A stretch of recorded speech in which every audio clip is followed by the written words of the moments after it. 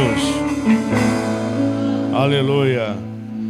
Tome o seu lugar, querido, por favor. Como é bom estar na presença de Deus. E ainda mais junto com pessoas que querem a mesma coisa, né?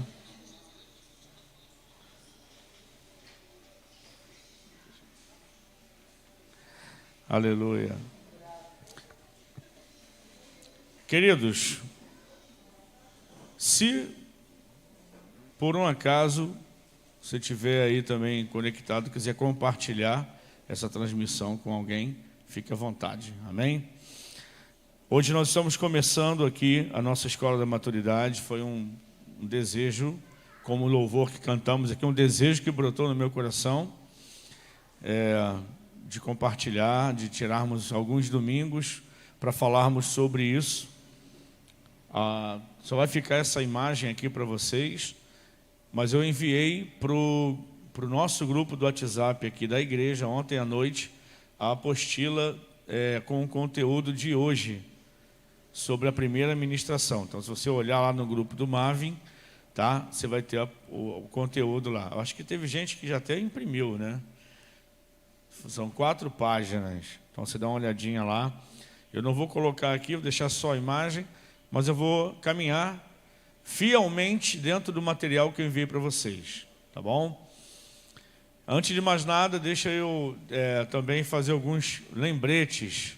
Para quem não sabe, né? São alguns convites. Para quem já sabe, são alguns lembretes. Bom, antes que a pastora me peça, eu já vou me antecipar. Hoje também tem um almoço aqui na igreja. Mas os lembretes que eu quero reforçar também é que hoje, eu estou falando um domingo, né? Então hoje, domingo, de domingo para segunda, de hoje para amanhã, meia-noite de hoje, pode ser assim? Nós vamos estar começando de novo uma jornada de 21 madrugadas, chamada de Clamor da Meia-Noite, porque vai ser meia-noite mesmo. Então, começando hoje, meia-noite, é sempre 30 minutos. Eu sei que para alguns fica complicado ficar acordado nesse período, porque acordam bem cedo para poder trabalhar. Mas o que eu vou fazer dessa vez? Eu não vou deixar as transmissões gravadas lá por muito tempo, não, só por 24 horas. Então, nessa madrugada, a oração que vai ser de meia-noite a meia-noite e meia, vai ficar até que a segunda oração aconteça. Aí eu apago a primeira. Quando acontecer a terceira, eu apago a segunda. Porque não vai ser... Quem participou ao vivo, amém. Quem teve o dia para também tirar aquele momento para assistir, amém. Porque não é um momento de ministração, um momento de clamor, né? Então, eu não vou ficar deixando a ermo a transmissão lá gravada no Facebook de muito tempo, não. Então, hoje começam 21 noites do clamor da meia-noite, tá? Começa hoje, vai exatamente terminar na noite do dia 31 de julho, que é o último dia desse mês, tá bom? Amanhã, às 8 da manhã, eu também vou começar um novo curso bíblico, tá? Também lá no Facebook, que é a Introdução ao Apocalipse. E aí dura em torno de 30, 40 minutos também, vai ser às 8 da manhã, de segunda a sexta. Então vão ser 5 aulas sobre a introdução. Por que introdução? Porque o Apocalipse é um assunto muito extenso. Talvez a gente faça a sequência, né? A gente continue falando do Apocalipse, esse é o nosso desejo. Mas vou fazer uma introdução, uma visão panorâmica, mas tocando em alguns pontos assim importantes do livro do Apocalipse, de segunda, que é amanhã, até sexta-feira. E aí essas aulas vão ficar até o próximo domingo. E aí também vão sair do ar, tá? Propositalmente. Aí amanhã, para quem vai assistir a primeira aula, eu já vou dizer sobre essa mudança, porque o grupo agora lá do Facebook, o grupo privado, né, que você tem que fazer parte para poder assistir a aula, se chama Clube do Conhecimento Bíblico, tá? E aí o porquê dessa mudança eu vou estar explicando amanhã, para não tomar muito tempo de vocês aqui. Bom, E aí as coisas estão fluindo, as ideias, os desejos, os propósitos, todos estão acontecendo. Eu tenho sido grato a Deus porque eu tenho sido procurado por alguns discípulos aqui da igreja que estão, sabe, também o coração, a mente fervilhando de ideias e de coisas que querem fazer. Algumas já começaram, né? Nós estamos retomando aí, na medida do possível, né? Já nos preparando para a retomada definitiva, digamos assim, do novo templo, da construção do novo templo, mas medidas já estão sendo feitas por iniciativas da igreja mesmo, e é claro que a gente está de frente, e vou estar falando sobre isso ao longo dos cultos. Irmãos, a escola da maturidade, vamos lá.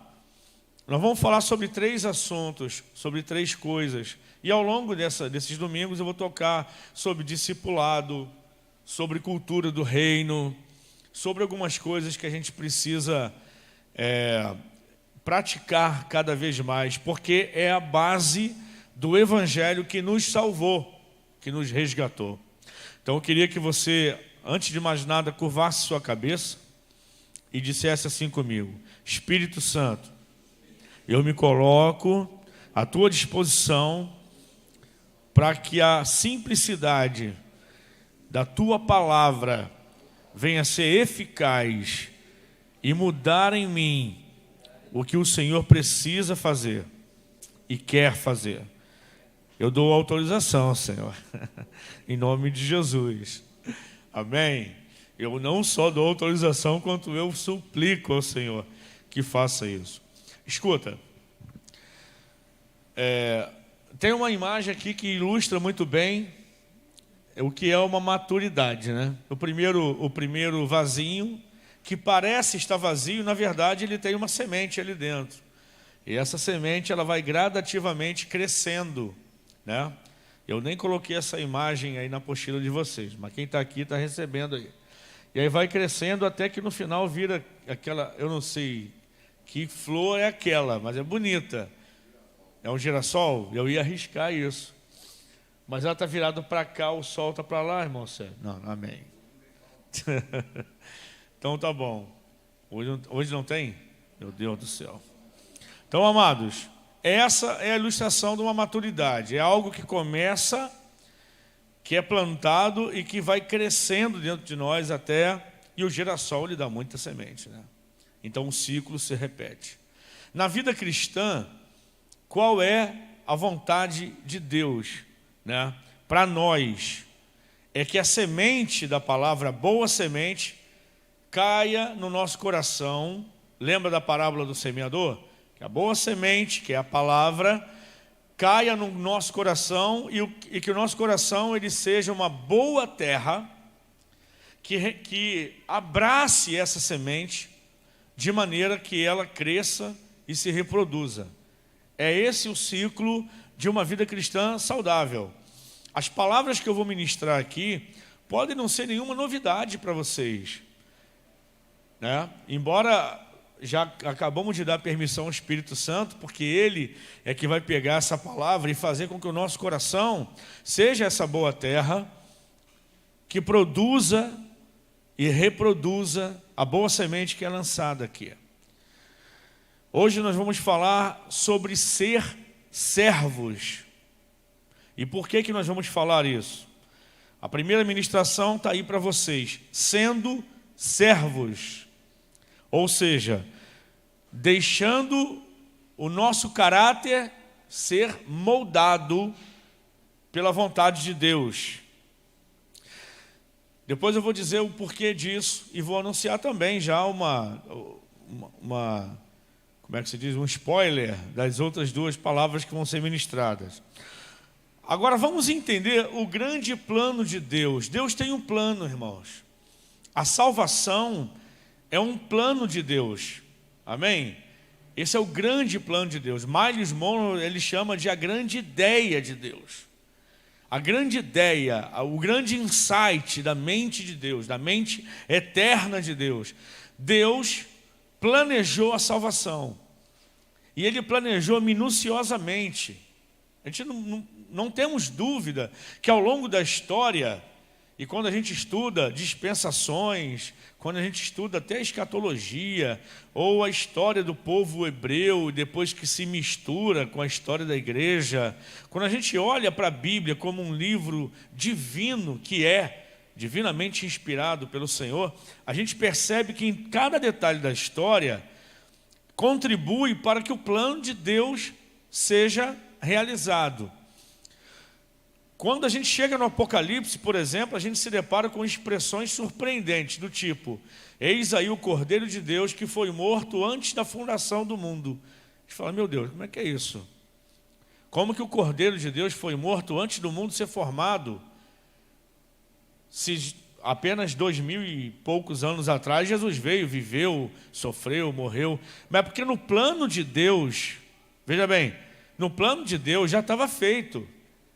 O plano de Deus é perfeito, ele é eterno, ele é, imutável. Então veja bem, para nós, quando a coisa acontece, quando é um fato, é porque ela se concretizou. Mas no plano de Deus, querido, já está pronto. Por exemplo, eu amo o capítulo 53 de Isaías, que fala sobre o sacrifício do cordeiro mudo de Jesus. E até a metade do capítulo, pelo menos, quando Isaías vai se referindo a Jesus, é sempre no verbo, no passado. Ele levou sobre si o castigo que nos traz a paz, estava sobre ele. Pelas suas pisaduras fomos sarados. É sempre no passado. Sendo que Isaías profetizou isso pelo menos 6 séculos antes de Jesus nascer. Porque no plano de Deus, e quem deu a profecia para o profeta foi o próprio Deus, já estava pronto. Então, qual é o grande plano de Deus? Salvar a humanidade. Deus formou o homem, dotou o homem de algumas habilidades aí essenciais, e é claro que Deus sempre construiu, e é o desejo dele ter esse relacionamento com o homem, que foi interrompido com o pecado. Mas prevendo isso, Deus já havia planejado o resgate, que é o plano da salvação.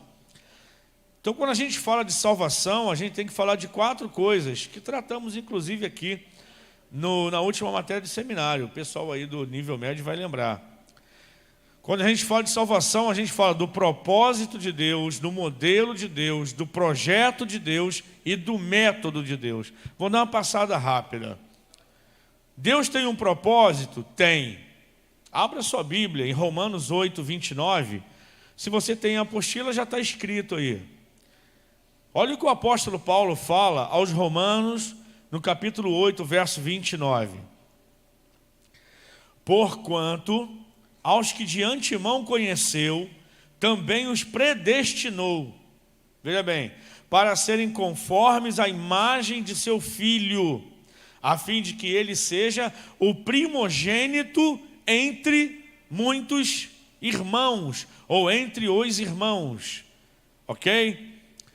Pega essa palavra primogênito aí, e você sabe já o que significa, Primogênito, ele é o quê? O primeiro filho. E unigênito? Pois é. Veja bem que o Novo Testamento começa apresentando Jesus como o unigênito do Pai. Unigênito é o único filho. Ok? O unigênito. Mas João, ele também diz, e ele também fala do unigênito, porque é em João 3,16, O unigênito, quer dizer, o único filho. Mas ele também diz que todos quantos receberem a Jesus por fé, recebem o poder de se tornarem filhos de Deus. Aí Jesus passa a ser chamado de primogênito pelo apóstolo Paulo. Ele era único, mas através dele, nós nos tornamos também filhos de Deus. E agora ele não é mais o único, ele é o primeiro que gerou outros irmãos. Então veja bem, Paulo está dizendo que o propósito eterno de Deus é ter uma família numerosa com muitos irmãos iguais a Jesus.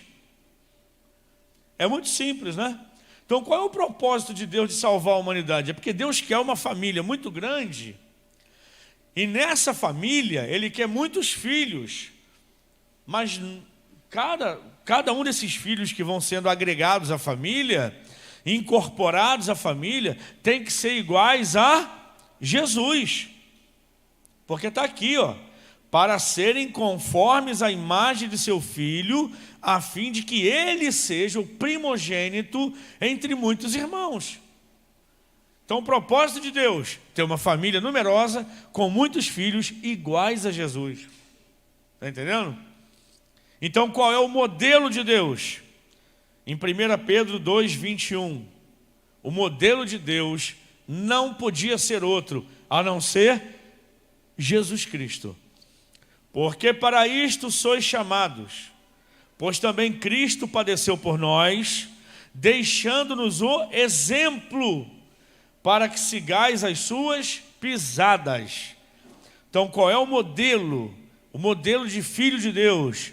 O modelo dos filhos de Deus são iguais a Jesus, porque Ele nos deixou o exemplo para que sigamos, nas palavras de Pedro aqui, as suas pegadas.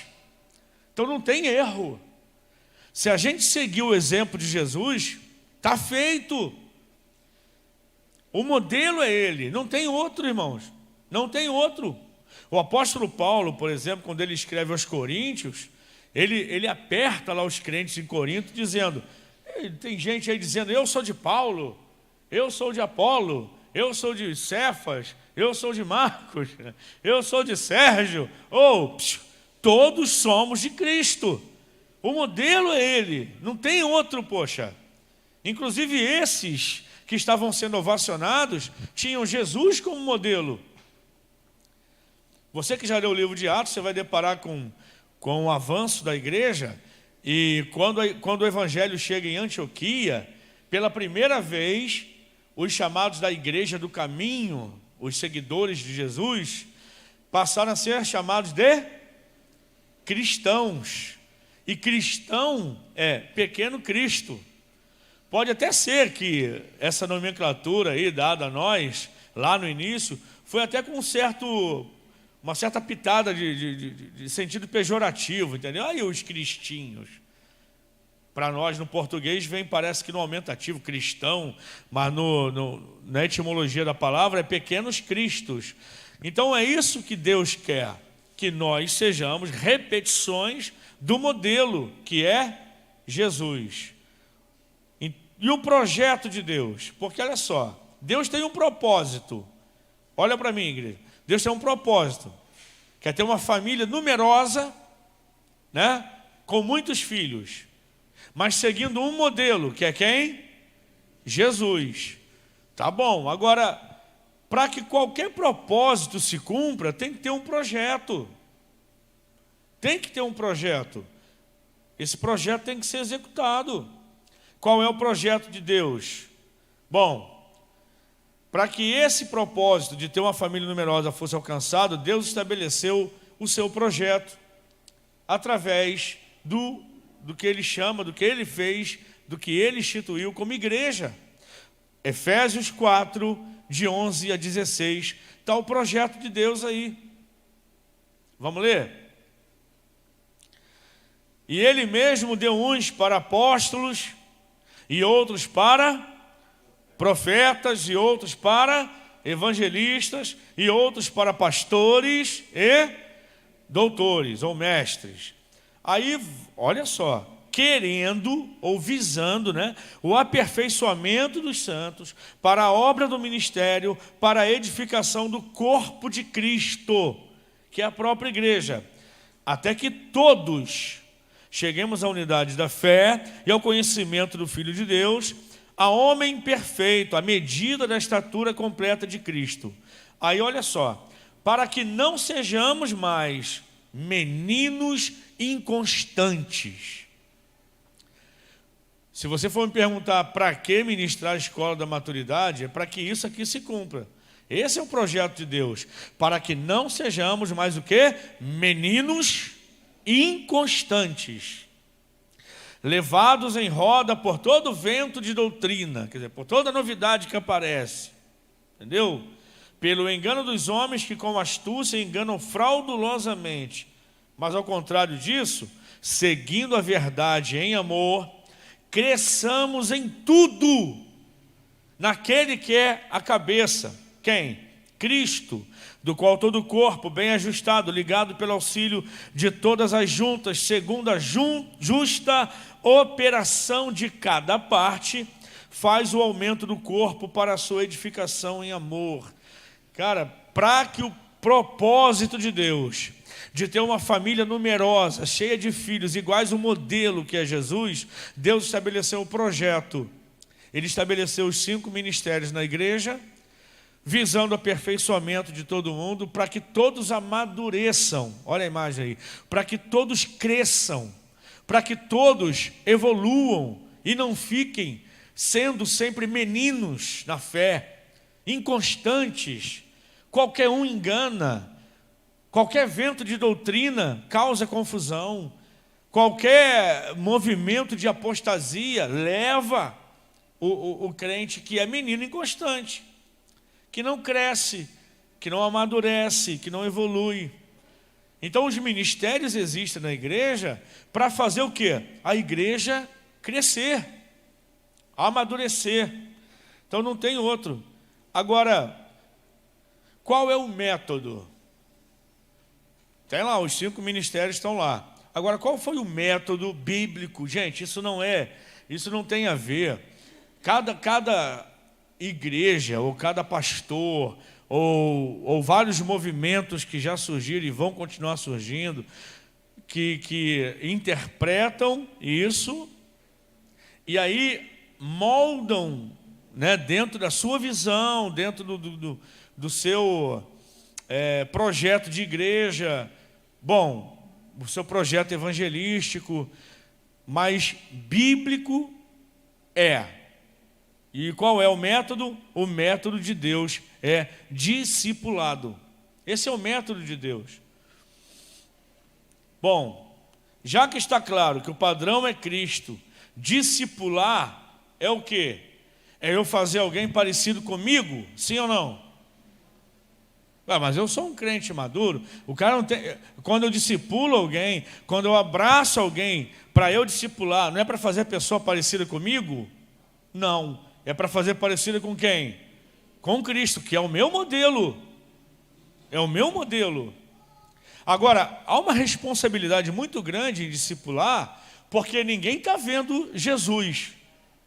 Os discípulos do pastor Marcos, aqui na igreja, as pessoas que estão sendo discipuladas por ele, gostariam até de ver Jesus fisicamente. Claro que sim, quem não gostaria? Mas não estão vendo quem? Ele.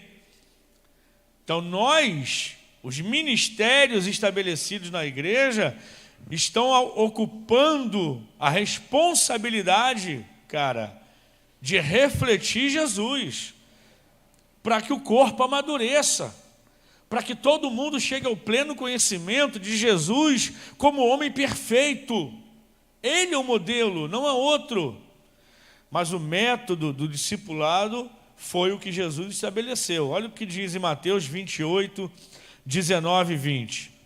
Foi o que ele falou antes de subir ao céu, depois da ressurreição. Portanto, ide, fazei discípulos de todas as nações, batizando-os em nome do Pai, do Filho e do Espírito Santo, ensinando-os a guardar todas as coisas que eu vos tenho mandado.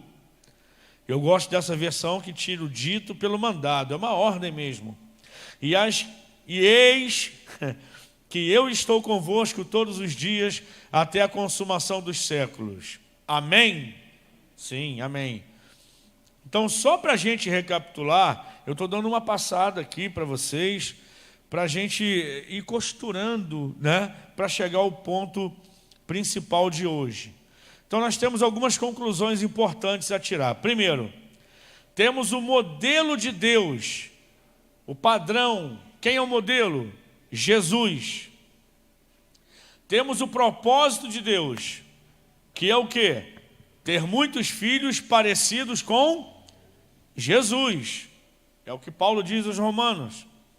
Temos o projeto de Deus, que Paulo diz aos Efésios, que é o quê? Ele estabeleceu os ministérios na igreja que visam levar esses filhos à maturidade espiritual. Amém? E qual é o método, o processo de toda essa engrenagem. Desde quando alguém, antes mesmo dela se converter, a pessoa se converter. Porque para ela se converter, alguém tem que pregar. E já é o ministério evangelístico entrando em ação. Um dos 5 ministérios, é o evangelista, ok? Então a pessoa ouve a pregação do evangelho e ela entrega a vida para Jesus. A partir desse momento, começa o pastoreio, começa o ensino e começa todo o processo do discipulado, para que ela faça que nem essa plantinha aí. Ela vá sendo regada, sendo cuidada, crescendo, para que ela amadureça, para que ela depois produza frutos e o ciclo se repita. Ok? Então, está aí. Não há o que questionar. Quando a gente fala que Jesus é o modelo, porque de fato irmão, isso também é inegável. Mas quando a gente olha para Jesus, a gente precisa ler a Bíblia. Vai aí os estudiosos, aqueles que gostam de um pouco mais fundo. Eu sempre falo isso, né? Você tem que ler a Bíblia perguntando. Você lê por exemplo, você vai ler uma matéria lá que o teu professor te passou. E aí você precisa tirar alguma dúvida, a quem que você deve recorrer? Ao cara que escreveu aquilo ali, né? Ele é a pessoa mais indicada para tirar a tua dúvida. O autor da Bíblia está vivo? Está acessível? Está disponível 24 horas por dia? Então você nunca deve ler a Bíblia e ficar com dúvida. Pergunta para ele, né? E pergunta para quem já perguntou para ele também, que você pode ganhar tempo com isso, né? De repente a pessoa está crescendo ainda na maturidade cristã, e ela fala, rapaz, eu até pergunto, se ele responde eu não consigo ouvir. Então vai para alguém mais maduro e fala, você já perguntou tal coisa ao Espírito Santo? Você já achou tal resposta? Não, já achei. Eu tenho uma resposta. Qual que é? Pá, está satisfeito? Amém. Não está? Continua a tua busca. Então a Bíblia é um livro vivo, né? Então quando a gente lê a Bíblia, a gente olha para Jesus no Novo Testamento, a gente observa por que ele é um modelo, cara, e como seguir os passos de Jesus. Gente, pelo amor de Deus, vai uma palavra muito sincera da minha parte agora, muito sincera. A gente precisa, nossa geração, de um modo geral, precisa tomar mais cuidado com a pregação que é feita. A gente tem que parar, por exemplo, de pregar a igreja e pregar o Senhor da igreja. A gente tem que banir, aí é inegociável, banir a questão de pregar denominação para pregar salvação. Aí, irmão, nem se mexe com isso, entende? Então pregar denominação, pelo amor de Deus, varra esse negócio. A pregação que deve fluir não só da nossa boca, mas da nossa vida, é a salvação em Cristo Jesus. Ok? E a gente tentar, como eu estava falando esses dias com vocês aqui, conversando com o Espírito Santo, cara, algo me incomodou muito. Quando o Senhor me pergunta, naquele texto lá de Êxodo, que culto é este vosso? Né? Quando Deus fala para Moisés, fala para o povo, instituir lá a primeira Páscoa, que ainda foi celebrada no próprio Egito, antes da saída, da travessia do mar e tudo mais. E aí ele falou, vai fazer isso, vocês vão repetir isso todos os anos. E quando vossos filhos vos perguntarem, que culto é este vosso? Expliquem para eles o motivo do vosso culto. Irmãos, essa tônica permanece até o Novo Testamento. Paulo falando, olha, vocês têm que tomar cuidado, vocês têm que ter ordem e decência no culto que vocês prestam a Deus. Até mesmo na questão dos dons espirituais, para que o incrédulo não se perca, ele entenda o que esteja acontecendo. Aí ele vai dar instruções sobre o dom de línguas, dom de profecia. Paulo é o instrumento de Deus para isso. Mas Pedro também fala, vocês têm que estar preparados para responder aqueles que perguntam a vocês o motivo da vossa fé. Então, eu comecei a conversar com Deus, dirigindo o meu carro, e pensando, e conversando com o Espírito Santo sobre essa questão do culto. E aí eu cheguei à conclusão que a gente gasta muito tempo, eu estou falando agora para pastores, para líderes, pastores e líderes em geral. E eu sei que essa igreja é cheia de líderes, graças a Deus. Quando a gente se preocupa demais de o que fazer para atrair as pessoas. É claro que a gente tem que se preocupar com estratégias de evangelização, de como chegar ao coração das pessoas, sim. Mas eu estou falando da questão de encher a igreja, da questão de ter, sabe, uma membresia muito grande e tal. No fundo, todo pastor tem essa preocupação, esse desejo. Mas se a gente for trazer a questão para o culto, porque projeto evangelístico você faz lá fora, é para ser aplicado lá fora. Pregação do evangelho você faz com a tua vida, o tempo todo. Inclusive aquela famosa frase de múltiplos autores, que cada um diz que é de um, né? Já disseram até que é de Francisco de Assis, mas enfim. Pregue o evangelho em todo o tempo, de todas as formas. E se for preciso, use as palavras. Porque o evangelho você prega, meu irmão, com a música que você escuta dentro da sua casa. O vizinho fala, ó, é crente. Não é verdade? Então se a música for de Deus, vai chegar lá também.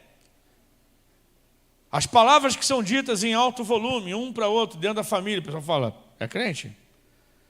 Então se as palavras forem bênção, chega lá também. Então a gente prega o tempo todo. Está passando na rua, as pessoas olham as vestimentas e falam, né? Então as nossas vestes pregam, as nossas palavras pregam, as nossas músicas pregam, as nossas conversas de rodinha pregam. A gente está pregando o evangelho o tempo todo. E às vezes a gente até usa as palavras para isso. Então não é só aqui a pregação, pelo amor de Deus. E aí, a gente tem que ter essa preocupação. Eu falei, poxa, o culto é para quem? O culto que a gente faz é para Deus.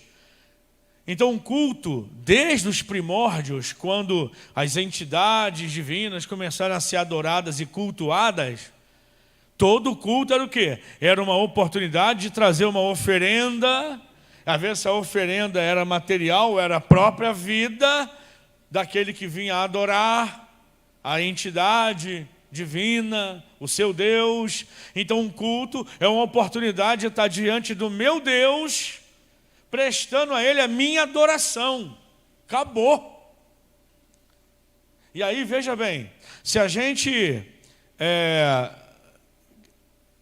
inverte as coisas, e ao invés no meu culto é para atrair Deus, irmãos. O nosso culto é para atrair a presença de Deus. Porque onde a presença de Deus estiver, aí as pessoas vão vir. É ou não é? Eu sei que tem gente aí que vai por qualquer coisa. Tipo assim, se o ambiente for bom, eu vou. Se as pessoas forem legais, ajuda muito, né? Isso tudo ajuda. Olha, irmão, a estrutura do templo ajuda, a infraestrutura, o atendimento ajuda, né?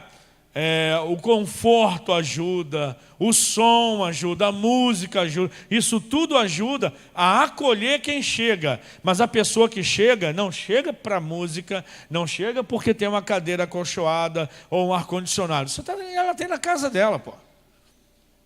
Isso ela vai achar até melhor em alguns lugares que não são cristãos. Pelo amor de Deus. O que faz, a motivação principal que faz a pessoa vir? É porque ela precisa de quem? De Deus.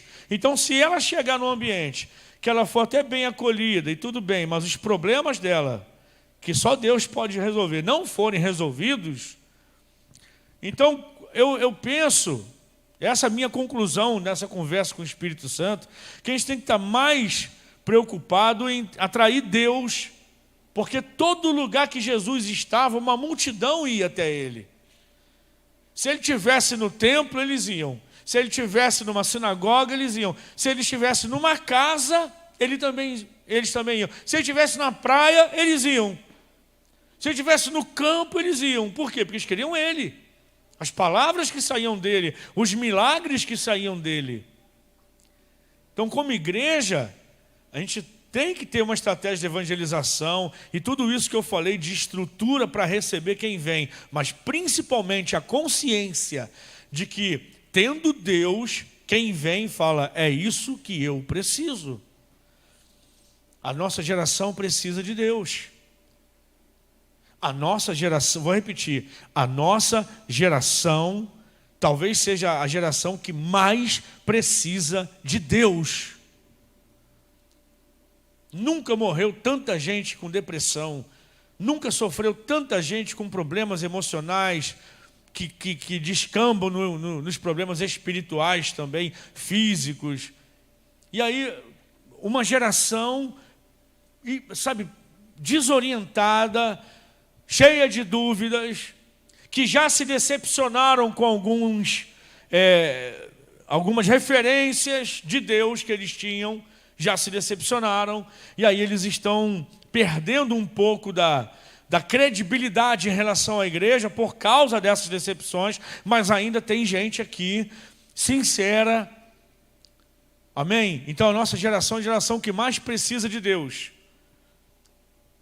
Agora, por que a escola da maturidade? Porque antes da gente estar pronto, queridos, para receber e para dividir com quem está vindo buscar de Deus, eu tenho que ter. Eu tenho que ter, você tem que ter. Temos que estar prontos. Temos que ser crentes sadios, maduros, em todos os sentidos. Jesus ele propôs uma parábola em Lucas 10, que foi um tapa, meu irmão, nos religiosos da época. Quando ele fala de um cara que foi assaltado, deixado quase como morto, caído no caminho, e aí veio um sacerdote e passou de largo. Veio um levita e passou de largo. Aí veio o improvável, veio um samaritano, né? E aí estendeu a mão, pegou, acolheu, tratou feridas, levou para a hospedagem, pagou a conta, se responsabilizou dizendo, quando eu voltar eu vou passar aqui, se tiver gasto além eu pago, deixa comigo. Pô, isso foi um tapa que Jesus deu nos chamados religiosos de plantão e naqueles que acham que fazendo o serviço do templo eu cumpri o plano de Deus. Falei, não, é muito mais do que isso. Porque são nos caminhos da vida que a gente vai achar pessoas caídas e feridas, que precisam ser carregadas muitas vezes. Por isso hoje a gente está falando de ser servo. Vou só pontuar aqui 4 motivos porque Jesus é o padrão. O que é que Jesus me ensina? Fala comigo. Aprender a me submeter. Irmãos, uma das grandes tensões que acontecem dentro do discipulado é a submissão à autoridade. As pessoas pensam assim, eu ser discípulo de alguém dentro da igreja, eu vou estar me submetendo a essa pessoa. Estou fora. Meu. Eu sirvo a Deus, eu não sirvo a homens. Não, só tem um jeito de servir a Deus, servindo as pessoas. Ninguém serve a Deus. Vai lá no céu então e faz alguma coisa por Deus. Visita Deus no presídio, no hospital. Visita Deus quando Ele estiver precisando de uma palavra. Não precisa, cara, Deus não precisa de nada disso. Jesus perguntou para Pedro 3 vezes, tu me amas? Responde, Pedro, tu me amas? Apacenta as minhas ovelhas. Tu me amas mesmo? Cuida dos meus cordeiros. Você tem certeza que você me ama? Apacenta as minhas ovelhas. O meu amor a Deus só pode ser provado na prática quando eu cuido daqueles que pertencem a Ele. Porque todo mundo é dele, não é? Então eu sirvo a Deus, provando a Ele o meu amor, quando eu sirvo pessoas. Não tem outro jeito. E essa questão de estar debaixo de uma autoridade humana, sim, sempre foi assim. O prestar contas é saudável. A gente precisa acabar com o estigma dessa ideia de que ser servo é pejorativo. Eu vou tocar nesse assunto daqui a pouquinho. Não vou antecipar nada, não. Porque é uma ideia mundana que a gente carrega, porque a gente vê pessoas que abusam da autoridade lá fora, a gente traz isso e fala, não, esse negócio não, eu sou servo de Deus. Tá, então serve um cafezinho para Deus. Traz uma água para Deus, que está falando já 40 minutos. Abraça Deus. Não tem como, filho. Você vai servir a Deus. Você vai servir a Deus servindo alguém. Olha, quando começa lá o livro de Josué, fala assim que Josué, servo de Moisés, né, que era servo do Senhor. Olha que coisa bonita. Josué servia a Moisés, Moisés servia a Deus. Mas Josué servia a Deus? Sim. Como? Servindo a Moisés, que servia a Deus. Então Jesus foi o principal exemplo, irmãos, de como se submeter. Você imagina? Ser quem ele era, filho de Deus, encarnado, se submeter aos padrões humanos. Até os 30 anos, trabalhar para ajudar a sustentar a família. Ser filho de José. E olha que José nem participou do nascimento dele, mas era o pai adotivo dele. Ele se submeteu aos padrões que ele criou. O maior exemplo de submissão é Jesus. Tu quer aprender sobre submissão? Olha para Jesus. Outra coisa, ele tinha um coração ensinável. Diga, ter um coração ensinável. O que é isso, pastor? É ter um coração aberto para aprender o tempo todo. Jesus foi batizado por quem? João Batista. Você lê lá no texto de Mateus que tinha uma fila, não tinha? As pessoas enfrentavam uma fila.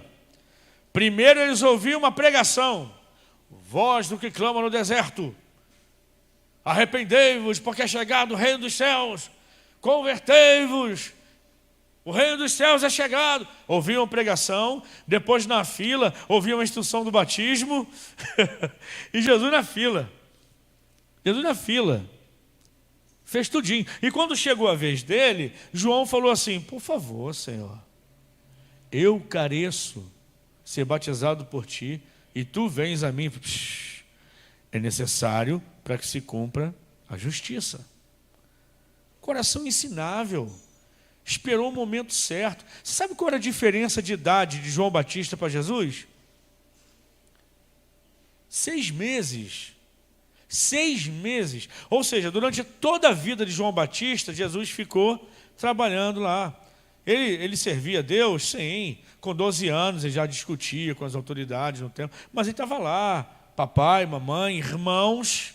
Porque uma vez eu falei isso para um amado que é cristão também, mas de outra linha, né? Cristã. Falou, não, pai, Jesus filho único. Eu falei, querido, não foi. Maria teve vários filhos. E filhas também. Não se escandalize com isso. Pelo amor de Deus. Então, Jesus estava lá. Ele é da idade de João, mas ele esperou o momento certo da transição ministerial. Ensinável.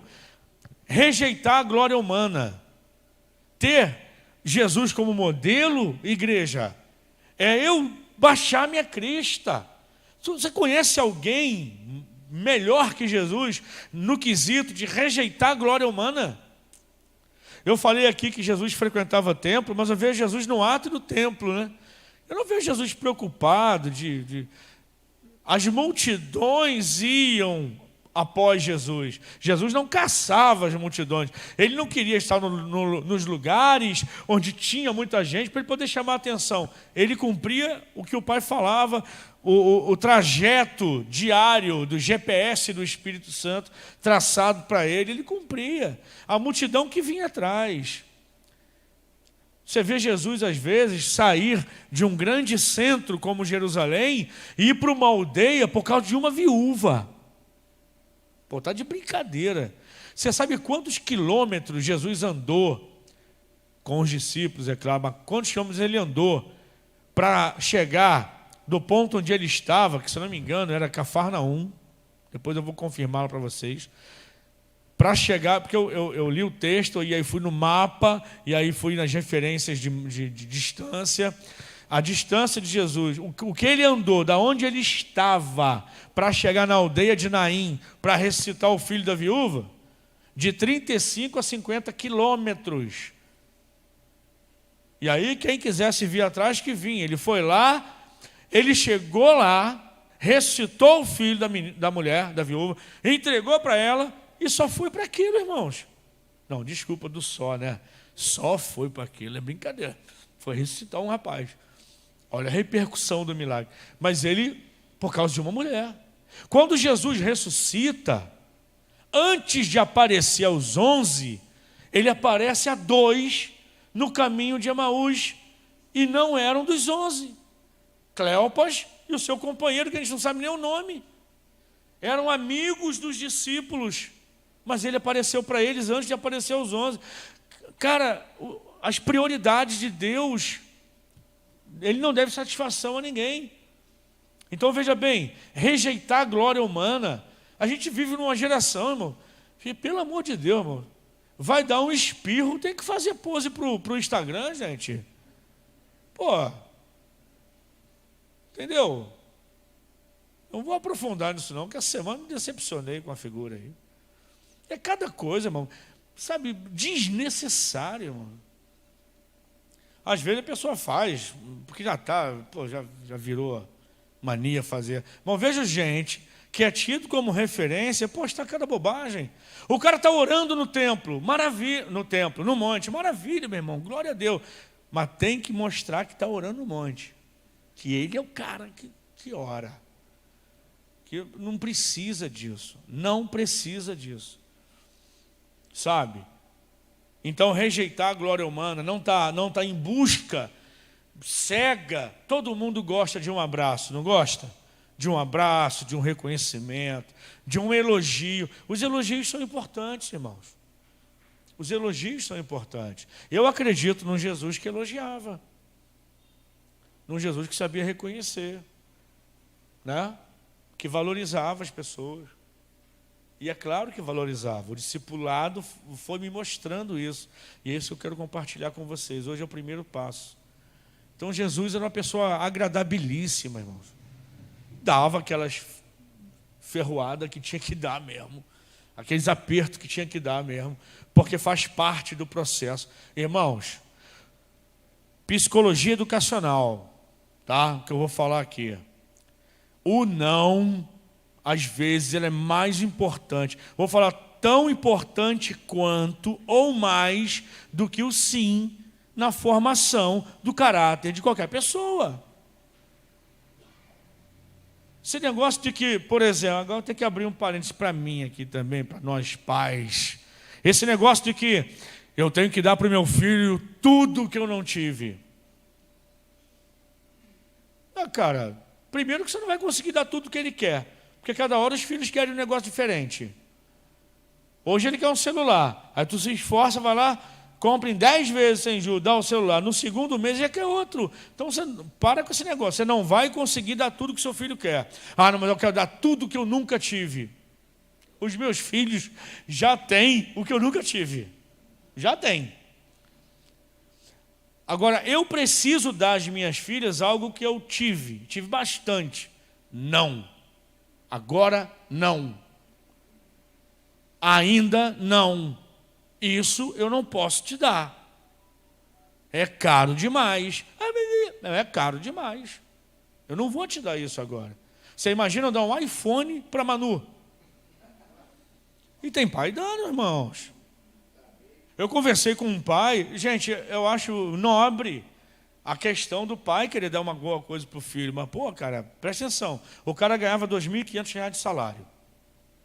Tá? Aí quis dar um presente bacana para a filha. No aniversário de 15 anos. Deu um iPhone de R$ 8.000. Imagina a dívida que ele contraiu. Certo? Aí, na hora de comprar o iPhone, o cara falou assim, quer fazer um seguro? Quanto que é o seguro? 1.500. Falei, não vou fazer seguro, coisa nenhuma. Tá louco? Fazer seguro? 1.500 seguro. Deu o iPhone para a filha. No dia do aniversário. No dia seguinte, paf, quebrou. Dia seguinte. Aí ele pegou, levou para o concerto. Quanto que é? 1.500. Ele falou, puxa vida, tivesse pago o seguro. Ele falou, minha filha, não tenho como consertar. Guardou, esperando um milagre. À espera de um milagre. Guardou o iPhone quebrado, foi na loja e comprou um smartphone de R$800 e deu para ela. Ela ficou feliz. E ele falou, puxa vida, se eu soubesse, eu dava só esse. Eu falei, pois é. Então a gente precisa saber que eu não posso fazer isso. Eu posso fazer isso aqui. Eu até vou te dar, só não é agora. Essas coisas fazem parte da formação do caráter dos nossos filhos. E quando a gente fala de filhos, a gente pode transferir tudo que eu estou falando para filho aqui, para o relacionamento do discipulado. Jesus também falava não para os discípulos. Jesus também elogiava. Jesus também apertava o cinto, porque faz parte. Espírito de servo. Jesus tinha espírito de servo. Ele falou, o Filho do Homem não veio para ser servido, mas ele veio para servir. Então, cara, olhando para Jesus, olha aqui, aprendemos a nos submeter, a ter um coração ensinável, a rejeitar a glória humana e a ter espírito de servo. Agora chegamos ao ponto crucial aqui dessa manhã. Deixa eu olhar também para o ponto crucial do nosso relógio, né? Deus é bom o tempo todo. Então vamos lá, queridos. Existe um padrão no discipulado de Jesus. Eu enxerguei isso no Evangelho de João. Você sabe que os evangelhos são narrativas de autores diferentes, né? Cada um com seu ponto de vista, com a sua estrutura, com o seu modo de relatar as coisas. Você olha para o Mateus, né, que escreve ao povo judeu, que estava preocupado de provar que Jesus era descendente de Davi, que fazia jus ao título como rei dos judeus, né? Então Mateus tem uma tendência, ele mostra a realeza de Cristo, enquanto Marcos, ele mostra o lado serviçal de Jesus, Jesus o servo do Senhor. E aí você olha para Lucas, que mostra a humanidade de Jesus, e inclusive a genealogia de Jesus que aparece em Lucas é de trás para frente, né? De frente para trás, é o inverso do que aparece em Mateus. Mateus, ele quer provar que Jesus veio da linhagem de Davi, para que ele era o cumprimento da profecia de Isaías 9, Isaías 11, que fala que da raiz de Jessé, pai de Davi, viria um cujo trono não teria fim. Então ele tem essa preocupação e ele prova. Então, no Evangelho de Mateus, Jesus é o rei prometido. No Evangelho de Marcos, ele é o servo do Senhor. E no Evangelho de Lucas, Lucas traz a genealogia até Adão, para mostrar o quê? Que Jesus realmente foi uma pessoa humana, física. Ele era homem, porque ele retrata muito a humanidade de Jesus. Esses três evangelhos são chamados sinóticos, né? Porque eles obedecem a uma mesma sinopse, entendeu? Por isso são apelidados de sinóticos. E aí o que acontece? Tudo indica que o primeiro evangelho a ser escrito foi Marcos. E o evangelho de Marcos, com muitos detalhes que os outros não têm, apesar de ser pequeno, ele tem muitos detalhes. Pequeno assim, menos capítulos, né? E o evangelho de Marcos serviu de base para Mateus e para Lucas. Então, eles, por isso que são bem parecidos, com as suas particularidades na hora de relatar o milagre, mas muito parecidos. Agora você pega o de João, é fora da curva, irmão. O evangelho de João, ele tem a preocupação de mostrar logo de cara que Jesus é Deus. É a divindade de Jesus. Ele é divino. No princípio era o verbo estava com Deus e o verbo era Deus. Primeiro versículo do Evangelho de João. Ele é Deus. E o verbo, que era Deus, se fez carne, habitou entre nós, vimos a sua glória como a glória do unigênito do Pai, cheio de graça e de verdade. E ele vem mostrando Jesus fora da curva dos outros. Ele vem preencher uma lacuna deixada pelos outros três evangelhos. João é João. O discípulo que ele mesmo coloca lá, eu sou aquele a quem ele amava. O discípulo amado. É uma intimidade muito grande. E de fato, Lucas não era discípulo. Lucas ele foi companheiro de Paulo, né? E contemporâneo dos apóstolos, mas não era dos 12. Tá? Marcos também não. Marcos é o João Marcos, que também teve experiências com Paulo, e tudo indica que ele era chamado por muitos de discípulo de Pedro. Mateus, sim, mas ninguém como João para relatar. Porque João, por que João sai da curva? João ele fala de coisas que ele estava realmente presente. Ele pega detalhes assim de um Jesus que alguém não conseguia descrever. Ele era o cara que sentava do lado de Jesus na hora da refeição e botava a cabeça no ombro, no peito. Ele falava, eu sou aquele a quem ele amava. Você me desculpa aí, mas eu era entendeu? Eu era o xodó do cara. Mas assim, não tinha regalia, não. Mas ele fazia questão de mostrar que ele tinha intimidade. E quando eu pego o Evangelho de João, eu acho, na caminhada da trajetória do discipulado de Jesus com os 12, que durou aproximadamente 3 anos, Jesus começa com eles tratando algo muito importante, que é a questão do caráter.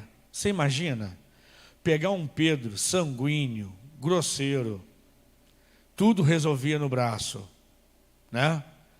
Era o cara peitudo. Aí você pega um que era cobrador de impostos, como Levi, que é Mateus.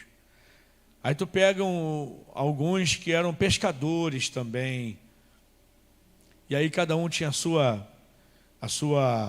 ambição de vida, o seu propósito. E aí pegar essa turma toda e alinhar eles, correndo contra o tempo, sem correr, mas correndo contra o tempo, porque ele sabia que o ministério dele seria curto, e ele precisava preparar aqueles homens para serem os substitutos dele no propósito de Deus, que é espalhar a mensagem do Evangelho e fazer o maior número de filhos para Deus. Ou seja, eu tenho que preparar esses homens em tempo recorde, né, gente? Em 3 anos, faz até uma licenciatura, não faz em 3 anos? Mas, pô, vou te falar, hein, cara. Né? Jesus falou, vou fazer um intensivão com esses homens. Larga o que você está fazendo, larga a rede. Se tu quiser ser pescador de homens, me segue. Como assim? Me segue que eu te explico.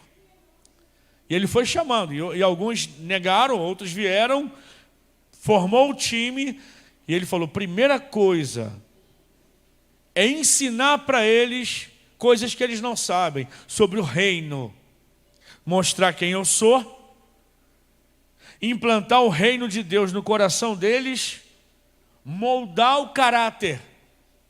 E a primeira coisa que eu preciso fazer desses homens é transformá-los em servos. É fazê-los entender que eles estão me seguindo, não é para ter um lugar privilegiado nas sinagogas, negativo. Eles vão me seguir para aprender a servir, para aprender que o propósito de Deus vai custar caro para eles, mas eles vão amar o que eles vão fazer. Aí você imagina, preparar o caráter desses homens de uma tal forma que quando ele chegasse ao ponto de revelar um segredo poderosíssimo do tipo, agora vocês vão ser enviados como ovelhas para o meio de lobos, vão odiar vocês, vão matar vocês por causa de mim, mas assim fizeram com os profetas que foram antes de vocês. Então, está todo mundo junto? Não, senhor. Teve um que falou assim, eu vou contigo, nem que seja para a prisão e para a morte. Então, chegar a esse ponto não foi fácil, né? Então, é fato que eu vou dizer aqui, que ao longo, desde o início, né, do discipulado, Jesus já ia pontuando algumas coisas sobre o futuro, mas ele veio tratando por etapas. Esse é um insight que eu tive, olhando para o discipulado de Jesus, principalmente na ótica de João. Bom, Para esse processo de aperfeiçoamento na vida deles, Jesus tinha que fazer de forma intensiva. Não podia ser pelo modo que a gente faz hoje, encontros esporádicos, não tinha como. Nesse processo de Jesus com os 12, eu vejo 3 chaves espirituais reveladas principalmente por João. Não só por João, mas principalmente por João. E ao longo desses 3 anos que o discipulado de Jesus durou aproximadamente, ele vai tratando esses discípulos nessa gradação, entendeu? Num primeiro momento, no primeiro estágio do discipulado, Jesus os chama de servos. Jesus implanta no coração deles o sentimento, a ideia clara de que eles foram chamados para serem servos. Isso está lá em João capítulo 13, que nós vamos ler daqui a pouquinho, versículos 16 e 17. João 13. Passado um tempo, João, eu estou dando só um spoiler. Passado um tempo, já caminhando para metade do discipulado mais ou menos, em João 15, Jesus já os trata de amigos, dizendo: os servos não sabem o que fazem os seus senhores, mas vocês bem sabem o que eu faço, por onde eu ando, o que eu faço, o tempo todo. Vocês não são mais servos, agora são amigos. E no terceiro e último momento, lá em João 21, já caminhando para o final do Evangelho de João, Jesus os chama de filhos. E aqui ele revela a eles um nível maior ainda, que é o nível da sua identidade e da sua autoridade. Deixa eu fazer uma pergunta inicial para vocês. Quando eu falar de servo, pensa só para a gente entender, tá, gente? Sem nenhum sentido pejorativo. Mas quando a gente chama de servo, pensa na relação patrão-empregado. Servo, serviçal, contratado, ok? O relacionamento meu com os meus servos é o mesmo com os meus amigos? E o meu relacionamento com os meus amigos chega ao nível dos meus filhos?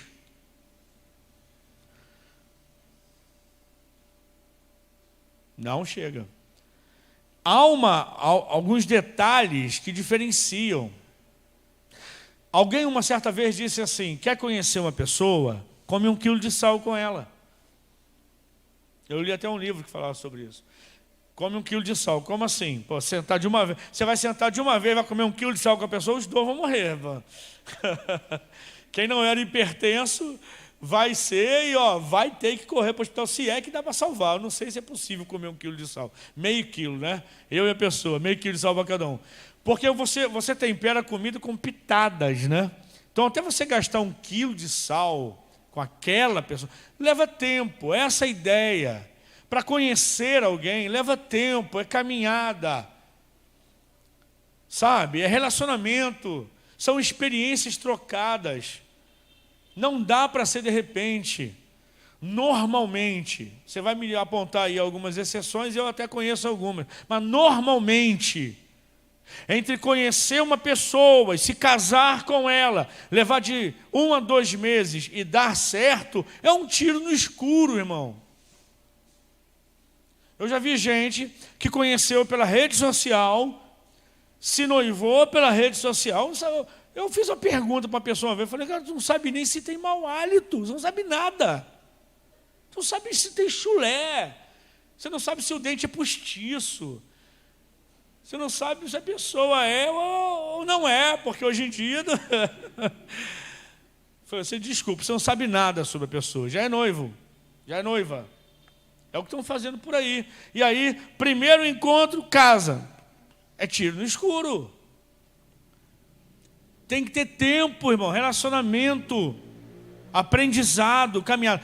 Então Jesus primeiro, na questão dos servos, ele começa mesmo chamando os discípulos de servos. somos chamados para servir. Eu vou ensinar vocês a servir. Eu sou o servo do Senhor e vou mostrar a vocês como ser. Porque veja bem, o que um filho de Deus vai fazer? Saindo do céu, da glória dele, deixando a glória e a majestade, assumindo a imagem de homem, para habitar no meio das pessoas, para curar as suas feridas físicas, emocionais e espirituais, sentar, se submeter às fragilidades do corpo humano.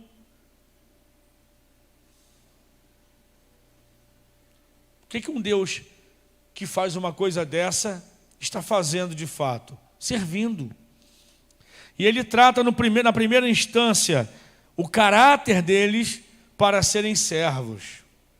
Na segunda instância, aí ele começa já há um tempo que estão caminhando juntos, já os chama de amigos, a gente vai ver isso semana que vem, e por último, ele os trata de filhos. Eles já estão no último estágio, no último nível do discipulado. Você sabe o que a gente tem que fazer em nosso discipulado? Trabalhar discípulo e discipulador, ou discípulos e discipulador. Trabalhar de uma forma em que a gente crie um relacionamento maduro. E qual é a última instância do discipulado? Não estou dizendo que tem que acabar, estou falando que onde que a gente tem que chegar? Na questão do relacionamento paternal mesmo. É uma coisa de pai para filho, de mãe para filha, espiritualmente dizendo. Aquele louvor lá da Fernanda Brum, dai-me filhos, se não morro. Né? Você sabe que no louvor está sendo falado de filhos espirituais, não apenas carnais e tal. Bom, é essa a dinâmica do reino. Você pegar um desconhecido, porque às vezes chega alguém na igreja e aceita Jesus, não sabe quem é. Tu vai pegar um desconhecido que acabou de chegar, que vai ser consolidado, e aí você vai abraçar no seu discipulado. É um desconhecido. E aí você vai começar a trabalhar com ele o caráter cristão. Primeira coisa que a pessoa tem que aprender é ser servo, gente. Sabe onde a gente erra muitas vezes? Eu digo nós de um modo geral agora, tá? Na questão do discipulado dentro das nossas igrejas, é porque o cara que chegou e aceitou Jesus aqui, ele é o empresário mais bem sucedido do bairro. Eu tenho que dar regalia para o cara, senão ele vai embora. Se ele falar uma besteira, eu não posso chamar a atenção dele, porque senão eu perco ele. E ele é importante para esta igreja. Ele ou o que ele representa, ou o que ele tem. O cara aceitou Jesus, é o melhor guitarrista da cidade. Na outra semana está no altar, filho. Na outra semana está no altar. Então o meu altar não vale nada. Não tenho critérios. É uma igreja simples. O altar é só subir 30 centímetros. Mas o que é transmitido aqui, o que é falado aqui, vai para corações, para mentes, para espíritos, para vidas, pelo amor de Deus. E aí não é porque o cara é o melhor guitarrista que tem que substituir o guitarrista que eu tenho. Não é porque o cara ou a mulher é uma vocalista que já gravou CD, que faz lives e shows, que chegou e vai subir no ministério de louvor na semana seguinte. Não vai. Da mesma forma os pregadores. Tipo assim, pregadores. Pregador é pregador, né? Mas um cara formado, pós-graduado, mestrado, doutorado, está roubado. Se ele está achando que numa igreja que tem critérios, ele vai ser abraçado do mesmo jeito. Ele vai ser respeitado, abraçado, discipulado do mesmo jeito. Mas ele vai ter que entender que a dinâmica do reino é outra. Que bom que ele tem tudo isso, porque são ferramentas que ele vai ser, né, que vão ser aproveitadas.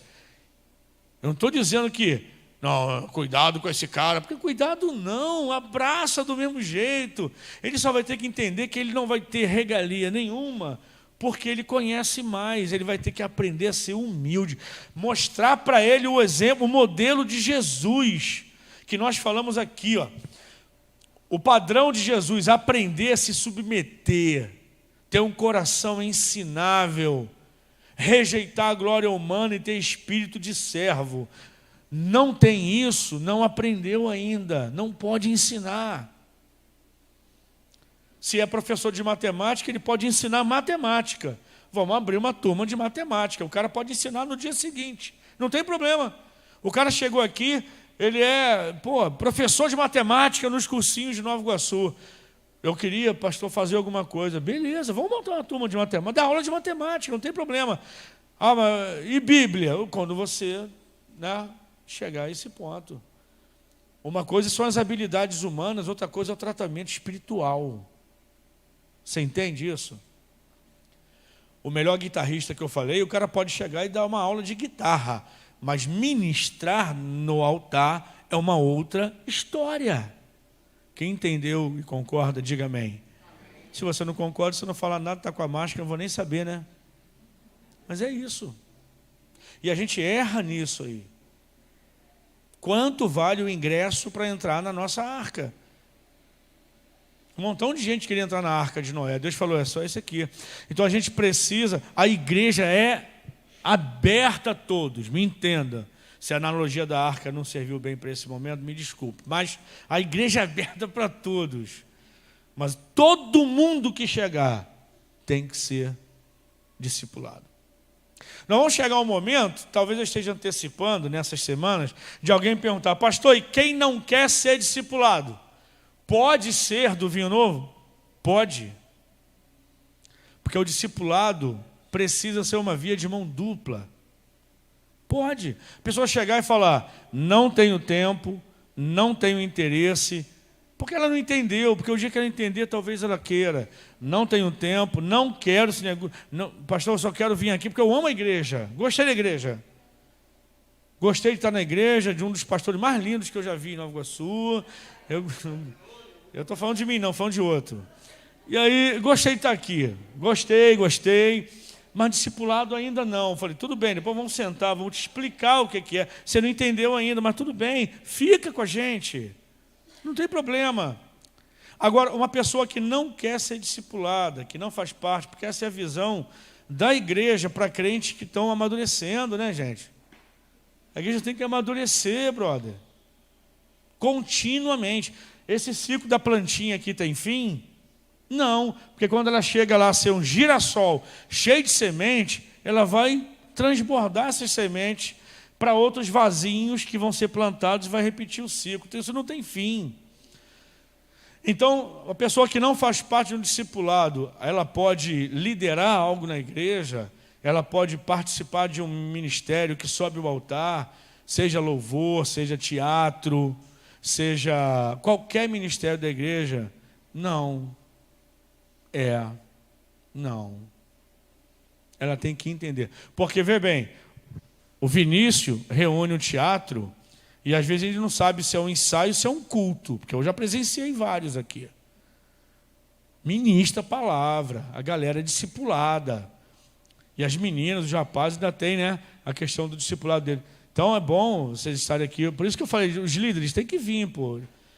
Só tem uma visão no Vinho Novo, essa visão é do pastor de vocês. Então a pessoa, para fazer parte do teatro, para fazer, né, Vinícius? Fazer parte do teatro, fazer parte do Ministério de Louvor, né, Pablo? Fazer parte de uma liderança da igreja, ela tem que estar envolvida num discipulado da igreja, tem que estar envolvida. Agora, para ser membro, não quer se envolver com nada. Eu estou aqui porque eu quero cultuar, eu amei a igreja, só não faço parte do discipulado. Posso? Pode sim, claro que pode. Pode sim. Agora, posso ser do corpo ministerial da igreja? Não, também não pode. Não pode, não pode. Ser obreiro, diácono, pastor e não fazer parte de um discipulado? Não pode. Porque a gente está entendendo que o discipulado é uma visão bíblica, que as pessoas que hoje não fazem parte do discipulado ou têm uma inconstância no seu horário de uma forma muito louca, que eu sei que tem gente que é assim, trabalha em empregos que hoje está aqui, depois amanhã está não sei aonde, passa uma semana não sei aonde, passa um mês não sei aonde, mesmo assim a gente mantém contato, mas não dá para fazer o discipulado Tá? Ou é por esse motivo, que ela não tem um horário fixo, nem um local fixo de trabalho, ela quase não aparece na igreja, mas sempre que ela pode, ela vem. Esse é um motivo. E o outro motivo, ela não entendeu por quê do discipulado, o que é o discipulado. Ela precisa ser esclarecida e saber que isso é uma bênção para a vida dela. Entendeu? Então, esses dois motivos. Ela fala, não, eu sou de um ministério da igreja, mas eu não quero ser discipulado. Não, aí a gente precisa alinhar isso aí. É como se alguém fosse assim, Jesus, adoro os milagres que o senhor faz, rapaz. Pô, aquela de multiplicar pão e peixe, ó. Cara, você me ganhou ali, meu. Não, seus sermões são demais. Eu também quero. 24 horas por dia, largo tudo. 24 horas por dia, quero ficar contigo. Só não me chama de discípulo, porque aí vou me comprometer. Eu não quero compromisso, eu quero estar aqui. Mas se bater um zap, eu vou ter que dar um pulo lá e tal. Aí o senhor de repente vai com os caras para Cafarnaum, eu não posso, eu tenho que ir lá em Betânia resolver umas paradas. Mas eu gosto de estar com o senhor. Posso ser dos 12? Falei, pô, não dá. Não dá. Jesus não negociava isso. Negociava? Quem quiser vir após mim, negue-se a si mesmo, toma cada dia a sua cruz e siga-me. Vinde após mim, eu vos farei pescadores de homens. Ah, você já cumpre já a lei? Que bom, faze isto e viverás. Mas resta uma coisa, vai, vende tudo que tens, reparte aos pobres, vem e me segue. Simples assim. Para fazer parte eu estou falando dos 12, né? Que tinha uma missão específica. Eu tenho que investir tudo que eu tenho nesses caras. Eu tenho que investir tudo. Jesus pregava para a multidão, sim ou não? Jesus atendia a multidão, sim ou não? Jesus discipulava a multidão, sim ou não? Não. Mesmo eu atendo a multidão, eu prego para a multidão, todo mundo é membro do Vinho Novo, eu abraço e beijo, mas o discipulado é para quem quer. É para quem entendeu que um dia eu morro e esse ministério precisa continuar dentro da mesma visão. Que um dia eu preciso fazer uma cirurgia e fico 3 meses me reabilitando. Como é que vai? Fecha a igreja? Não. Tem que ter líderes aqui, antenados comigo, ligados comigo, que vão fazer a mesma coisa como se eu estivesse aqui. Vocês entenderam? Discipulado, gente. Isso é inegociável. Inegociável. Tá? Mas todo mundo, pastor, que estiver ligado a um discipulado, obrigatoriamente vai ter que ser um líder da igreja, de algum ministério? Não. Não.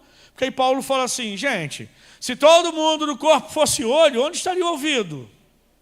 Se todo mundo fosse mão, onde estaria o pé? Não. Aí você vai entender que dentro do discipulado, você não vai ser obrigatoriamente um líder de algum ministério da igreja, não. Mas obrigatoriamente tu vai ser um crente maduro, frutífero, que não vai ser levado por doutrina falsa, que vai ser alguém sadio em Cristo e ligado a um corpo de uma igreja que está ligado ao evangelho, que não abre mão dos princípios bíblicos. Aí você é um discípulo, cara. É para isso que tu é. Para tu não ficar depois ouvindo uma mensagem no rádio e ficar em dúvida. E agora não sei mais quem é meu pastor. É o pastor André ou é o que o cara falou na rádio? Tu não sabe. Quem não está ligado não sabe. Qualquer moda, qualquer novidade, qualquer coisa. Porra, por que a minha igreja não é assim? Por que o meu pastor não faz assim? O cara traz as ideias, se forem boas e pau, a gente implanta. Se não for, não. Mas aí, quem é discípulo sabe quem é o pastor. Jesus falou assim, minhas ovelhas conhecem a minha voz, e delas eu sou conhecido. No discipulado, a gente cria laços de relacionamento, e a gente cria solidez. A ideia é não deixar ninguém para trás.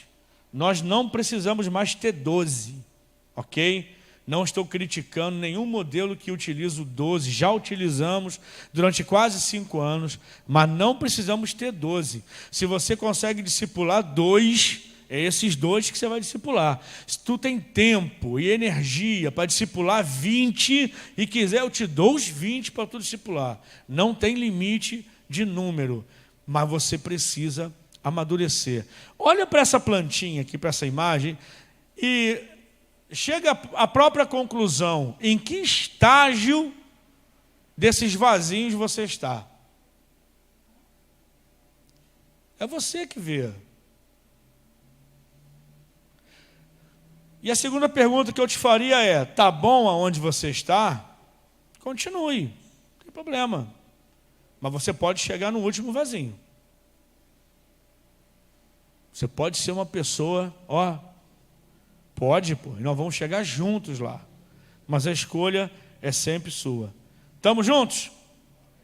Hoje a gente está falando sobre a questão de servos, então eu tenho acho que mais uns 10 minutos. Alguém me ajuda se é isso mesmo? Obrigado. O texto que fala sobre servos, o primeiro degrau, o primeiro nível no discipulado de Jesus está em João 13, 16, 17. Repita comigo: na verdade vos digo, que não é o servo maior que o seu senhor, nem o enviado maior do que aquele que o enviou. Aí ele fala assim: se sabeis estas coisas, bem-aventurados sois se as fizerdes. Pastor, eu já sei, cara, eu já sei que eu tenho que ser servo. Sabe? Então faz. Se sabeis estas coisas, bem-aventurados sois se as fizerdes. Falei para você que de repente a escola de maturidade não vai te dar muita coisa fora do que você já sabe, do que eu já sei. Mas é um grito urgente do Espírito Santo para nós, dizendo: ei, tem um montão de gente caído pelos caminhos da vida, sangrando, quase morrendo. Se tu acha que foi chamado para ser um sacerdote no templo e um levita no templo também, e que você não tem compromisso nenhum com essa gente toda que está morrendo aí, vou levantar um samaritano que o faça. E na verdade, amados, nós fomos chamados para ser tudo isso: o que ministra no templo e o que socorre quem sangra. Eu tenho preparado uma mensagem para pregar sobre esse bom samaritano, diferente de todas as outras que eu preguei até hoje, mas eu ainda não encaixei aqui, né? Vai ser em algum momento para líderes. Eu não sei quem estava sangrando mais ali, se era o cara que estava caído ou se eram os 2 que o ignoraram. Eu não sei quem é que precisava de mais socorro. Quem realmente precisava de ajuda e estava com a mão ali suspirando por ela, ou quem estava ignorando o fato como se não precisasse. Ai, deixa isso para um dia. Jesus nos chamou para sermos servos, para servir. Amém ou não amém? Muitas pessoas, estou acompanhando a apostila que eu te dei, tem na palavra servir uma impressão pejorativa, ruim, que aponta para a humilhação. Servir é estar submisso a alguém. Isso é humilhante. A ideia não é essa. Aí eu botei alguns exemplos aqui. Você já parou para pensar que na vida a gente serve o tempo todo, cara? O tempo todo. O tempo todo está um servindo ao outro. Olha que onda que eu tiro. Se eu ficar no ponto do ônibus, aqui não. Se eu ficar no ponto do ônibus, fala: quer ver? Com um sinal eu faço o ônibus parar para mim. Ele para. Que moral! Eu entro e ele vai me levar até próximo ou até onde eu quero.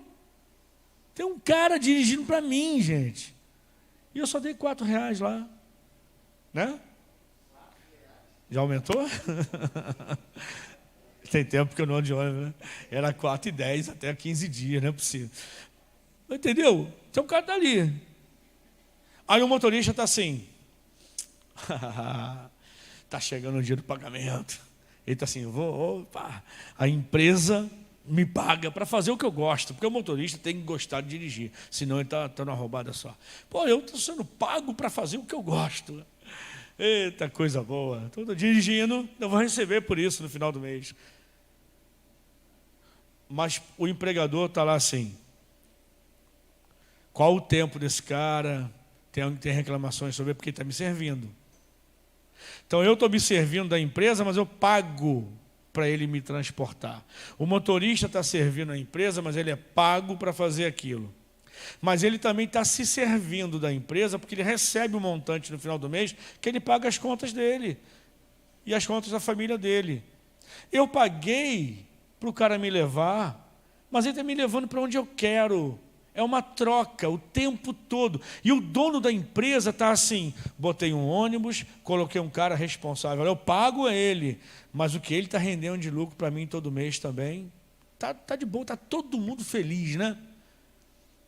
Na relação de trabalho é assim, é um servindo o outro e no final todo mundo ganha. A vida é repleta de troca, de serviço ou de produto, o tempo todo. Tempo todo. Quem fala assim, pô, eu não sirvo a homem, negócio de igreja, eu não sirvo a homem. No outro dia está ali passando o crachá dele, e tem que ser no horário certo. Não está servindo a homem. Serve ao patrão, serve a esposa em casa. Eu sei que serve, né? Serve ao guarda de trânsito, se ele mandar parar, para, se mandar seguir, segue. Então o tempo todo serve o que não serve, o que a vida é um grande serviço. Só que quando se trata de questões espirituais, a alma humana quer aflorar e dizer, não, isso é humilhante. Não é, você faz isso todo dia, o tempo todo. É um servindo ao outro. Eu sirvo pagando um preço, mas você me devolve com um serviço ou com um produto seu. Falei do motorista, pode ser o cinema, pode ser as compras no mercado, pode ser o motoboy, pode ser qualquer pessoa, meu. Você está em casa, olha que mordomia. Pega o aplicativo, iFood, pede o lanche que você quer e o cara vem trazer na tua porta, bicho. Que maravilha. Mas você pagou por isso. Ficou feliz, mas pagou. É uma troca. Ele também ficou feliz porque ele ganha por entrega. E a loja para onde ele entrega ficou mais feliz ainda. Mandou um cara para a tua casa entregar o lanche da sua preferência. Mas ele está ganhando também com ele. É assim. Aí uma vez perguntaram para Jesus, tá? Eu largo tudo e te sirvo. Pedro falando. Vou ganhar o quê? Falou, meu filho, não há ninguém que largue pai, mãe, filho, família, que me siga e não receba 100 vezes mais nessa vida e a vida eterna. Então estamos bem. Há uma troca o tempo todo. E aí há um versículo que eu acho que eu coloquei aqui lá na frente, né? 1 Coríntios 15, 58. Vou antecipar ele que fala, portanto, meus amados irmãos, sede firmes e constantes, sempre abundantes na obra do Senhor, sabendo que o vosso trabalho não é vão no Senhor. Eu trabalho na obra do Senhor e vou receber por isso. Vou ou não vou? A gente só tem que entender para quem a gente trabalha. Porque o membro trabalha para o mesmo Senhor que o diácono trabalha, que o pastor trabalha, que o apóstolo trabalha, que os anjos trabalham. Eu terminei o ciclo. Todo mundo trabalha para o mesmo Senhor, só que com níveis de responsabilidades diferentes, com alcance do trabalho talvez proporcionais, mas todo mundo vai ser recompensado por isso. Quando você serve alguém na igreja, porque, irmãos, às vezes é só mudar a sua ótica. Porque se tu vem ajudar na limpeza da igreja, se uma pessoa, você não. Você está maduro. Se uma pessoa vem para a igreja ajudar na limpeza e fala, que coisa chata, Também, se não vier, a pastora não para de botar lá que precisa de higiene na escala. Olha como é que esse chão está sujo. E que não sei o quê. Aí no final, bota lá no zap. Fiz, pastora. Tchau. E outra pessoa que vem dizendo, pô, alguém tem que limpar. Hoje sou eu. Amanhã, não sei quem está na escala, vai ser outro. Agora imagina o seguinte. Quando a gente limpa a igreja, quando a gente recepciona alguém na porta, quando a gente abastece a despensa da igreja, quando a gente se prepara para apresentar um louvor ao Senhor, mas que a igreja toda adore junto, quando a gente prega uma palavra, quando a gente se prepara para ministrar, não importa qual é a sua função dentro aqui da igreja local, mas quando você faz isso sabendo que você está preparando o ambiente para que outras pessoas sejam beneficiadas, porque, entrar numa igreja suja deve ser horrível. Está numa igreja que não se preocupa com a qualidade do som. Tu viu que deu uma melhorada aqui? Porque alguém veio ontem aqui, rapaz, e deu uma mexida nesse som. Ficou muito bom. Sabe? Quando você faz isso tudo, você está preparando o ambiente para que a pessoa que vai vir, o teu irmão, que vai chegar no outro dia, vai encontrar uma igreja limpa, perfumada, arrumadinha, bem iluminada, bem sonorizada, com um pastor gentil, lindão, e aí tal. Quando você faz isso, você não está servindo alguém. E aí quando você percebe que o que você está fazendo é um serviço para Deus, porque é para Deus. Sempre vai ser para Deus. Olha o que Paulo está falando. Amados irmãos, sede firmes, constantes, sempre abundantes. Ou seja, capricha sempre. Faça sempre. Você pode fazer mais? Faça mais, não tem problema. Na obra do Senhor, sabendo que o vosso trabalho não é vão no Senhor. Olha o que ele está falando. Na vida cristã, nós trabalhamos para o Senhor. De quem é a obra? Quem está falando? A obra do Senhor. A obra é do Senhor. Eu estou trabalhando para quem? Para quem que é a pessoa que limpa a igreja, que se candidata aqui, a entrar na escala. Para quem que está trabalhando? Para o Senhor. Aquelas pessoas estão preparando o almoço que a gente vai comer daqui a pouco aí. Para quem que elas estão fazendo? É a obra do Senhor. Tudo é para o Senhor. Olha para quem está do seu lado aqui e fala assim, você foi contratado por Ele. É para Ele que você trabalha e é Ele que vai dar a tua paga, o teu salário. Ele está falando, o vosso trabalho não é vão no Senhor. Cara, Deus é quem recompensa. Eu posso te dar um elogio, só isso. Eu posso te dar um elogio, posso te agradecer. Eu me sinto muitas vezes honrado de ver como as coisas funcionam, até no dia que eu não posso vir, como no último culto, por exemplo, precisava fazer um exame, não sei para a igreja toda, não sei para quem estava envolvido com a direção do culto, não vou estar aí por isso, mas não, pensam, porque todo mundo aqui está trabalhando para o mesmo Senhor, que é o dono de tudo isso, e é Ele que vai dar a paga. Você sabe quantos diáconos temos aqui? Diáconos. Sabe qual a origem da palavra diácono? É do grego diákonos, com K, diákonos, que significa atendente ou servente, serviçal. Soa mal, né? Para alguns.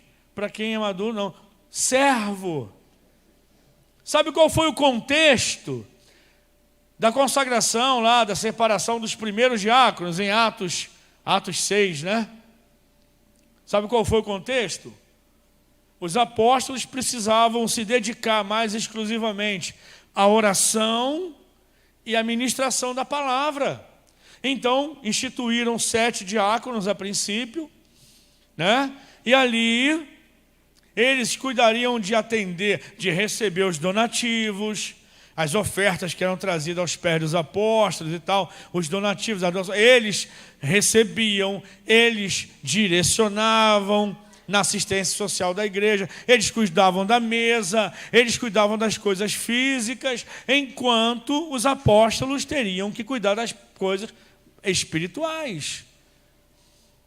Aí, gente, historicamente, com a igreja evoluindo, foram surgindo os outros cargos locais, né? E aí cada igreja estabelece a sua estrutura hierárquica e tal, mas a princípio, diáconos e os primeiros dirigentes de igreja, presbíteros, né? E aí vieram os pastores, e Efésios 4:11 foi estabelecido aí para a igreja ter um norte dos ministérios que ela deveria estabelecer. Tudo é serviço, cara, para o mesmo Senhor, que vai dar o salário para cada um. Então, responda você para eu terminar aqui. Para quem você trabalha? Onde você trabalha? De acordo com 1 Coríntios 15:58. Então, para quem eu trabalho? Para Jesus. Onde eu trabalho? Na obra do Senhor. Quem vai me pagar? O próprio Senhor, porque foi Ele que me contratou. E como eu trabalho? Qual é o meu trabalho? Tudo isso que eu falei aqui, seja físico ou não, como que eu posso resumir o meu trabalho? O meu trabalho é servir pessoas. Então, se hoje, a partir de hoje, alguém te perguntar por aí, o que se faz na sua igreja? Você fala, eu sirvo a Deus servindo pessoas. Sou servo de pessoas. Eu vou te dar aqui uma frase do Martin Luther King, que foi um pastor negro, americano, que inclusive virou mártir por causa da defesa da sua ideologia, né? E ele disse assim, qualquer pessoa pode ser grande, porque qualquer pessoa pode servir. O que ele quer dizer com isso? Alinhado com as palavras de Jesus, é claro, só os grandes servem. Se engana quem pensa que para servir tem que ser pequeno, que para servir é humilhante servir. Não, querido, não. No trabalho, nos negócios, nos seus relacionamentos, na vida, o tempo todo a gente está servindo. E aí Jesus chega para os discípulos e fala, o servo não é maior que o seu Senhor. Ele está falando o seguinte, se o Senhor de vocês serve, vocês também devem servir. O servo não é maior que o Senhor. Ele falando dele. Não é maior. Eu larguei tudo para servir. Chamei vocês para largar o que estavam fazendo para servir. O ministério de vocês é servir. Não é legal? Quando isso entra no nosso coração, gente, aquela plantinha que não existia, só tinha uma semente ali dentro, ela começa a germinar. O insight de Deus começa, as ideias. Eu estou começando a entender. Uma vez me perguntaram assim, e eu quero que vocês me entendam, tá? Eu sei que está sendo transmitido e tal, estou falando para a minha igreja, mas para muitos irmãos, para aonde chegar. Uma vez me perguntaram assim, pastor, você já pensou em desistir do ministério? Eu falei, já. E o que te levou a não desistir?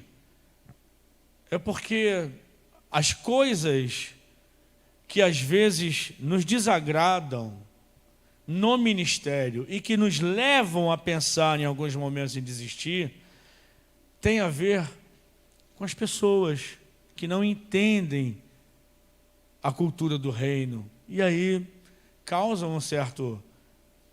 Mas eu não fui contratado por elas. O meu ministério eu recebi de Deus.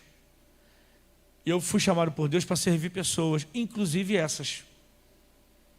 Então, segue o fluxo, amado. Né?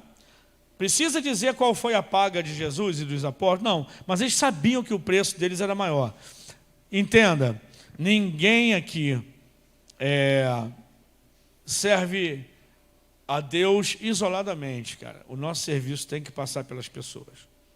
Mas no final das contas, olha para Ele e saiba que foi Ele que te chamou e Ele vai saber te galardoar. Quando a gente entende essa dinâmica, a gente começa a entender que tudo na igreja vale a pena, que tudo no reino vale a pena, que cada esforço vale a pena, porque nós estamos servindo a Deus pelas pessoas. Amém? Glória a Deus. Cadê o Adriano? 4. São 4. Eu queria chamar 4 voluntários aqui à frente para a gente terminar nessa manhã. O primeiro deles vai me ajudar a tirar o púlpito daqui. 4 voluntários que não são do discipulado do pastor. 4 voluntários da igreja, que são meus discípulos, mas através de um outro discipulado estabelecido. Vocês entenderam, né? Levanta um pouquinho, meu filho. Né? Eu sei que você é forte. Ou é eu que estou deixando cair? 4 pessoas da igreja, não vai fazer nada, não vai imitar ninguém, não vai cantar nada. Só quero que você venha aqui. Também não. Não vai ganhar dinheiro, não. Cadê os 4? Só homem, gente. Ah, Maria, você estava vindo, desculpa. Ah, então é só homem. Tenho 3 aqui. Qual é o 4º voluntário? Qual é o 4º voluntário? Qual o 4º voluntário? Voluntário, gente, não empurra não. Ah! Eu pensei que ele veio só ajudar no púlpito, desculpa. Só tem homem, fazer o quê? Os homens são servos, né? E não, eu ia falar que são casados, entenderam o que é servir. Não, o Pablo ainda não. Aleluia. Agora, alguém coloca 4 cadeiras para esses cavalheiros aqui, por favor. Eles vão sentar, vão ficar em pé, né? Vocês merecem o melhor. Amém.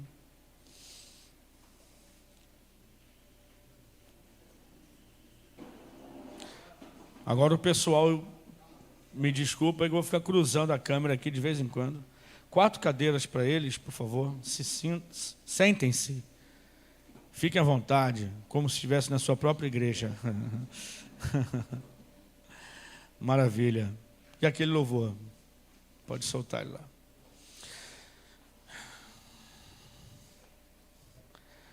Bom. Cuidado do volume aí, que eu não sei como é que está.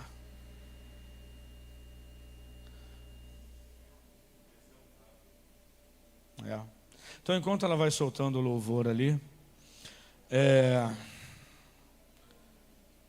eu queria agora chamar do meu discipulado aqui, já que são todos homens, vou precisar de 4 discípulos homens. O pastor Marquinho, o Rogério, né? Rafael e o Adriano, né? Tem o Vinícius também. O Vini não, o Adriano já está aqui, o Vini vai ajudando o som. Então, por favor, podem vir, pode trazer. Eles não sabiam o que eles iam fazer. E vocês não sabem o que estão fazendo aqui. Acontece, igreja, que um dia Jesus chega para os discípulos e fala para eles assim: quer ser o maior no reino dos céus? Seja o menor. Porque o Filho do Homem não veio para ser servido, ele veio para servir. Eu queria falar para vocês o significado disso que vai acontecer aqui. Esses homens aqui, voluntários da igreja, estão representando todos vocês. Não teríamos como repetir para todos. Eu dei a chance de você vir, mas você vai poder participar aqui também. Pode colocar diante deles aqui. O que acontece, irmãos? Quando um viajante chegava à casa de alguém, era de praxe lavar os pés desse viajante. A casa que o recebia para hospedá-lo lavava os seus pés. Afinal de contas, eles não usavam calçados fechados, eram abertos, né?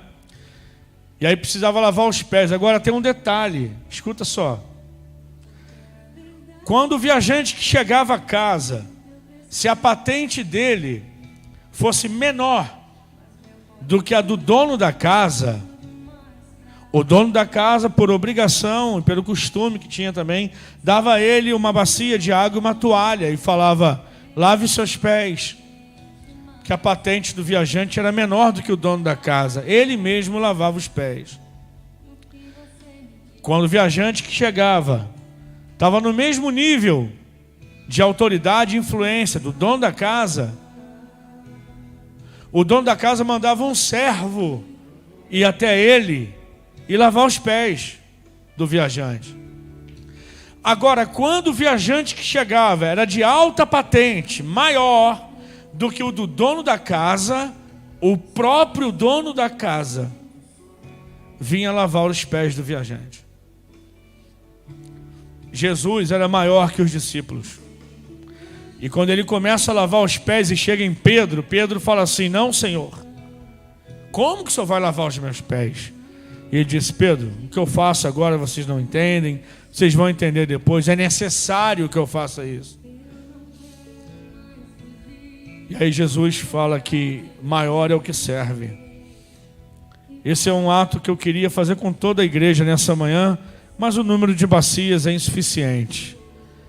Eu queria te pedir para você, igreja, ficar de pé, e para vocês que estão os 4 aqui sentados, descalçar seus pés.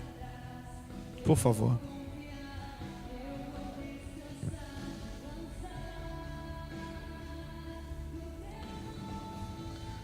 Aqui vocês têm um pastor e 3 diáconos, futuros pastores também, né?